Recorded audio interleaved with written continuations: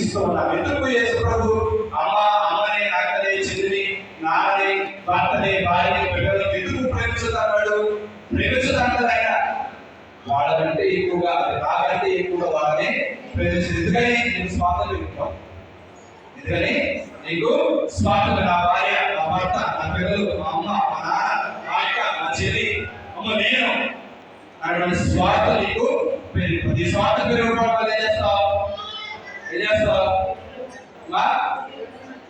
దేవుడు మర్చిపోతావు.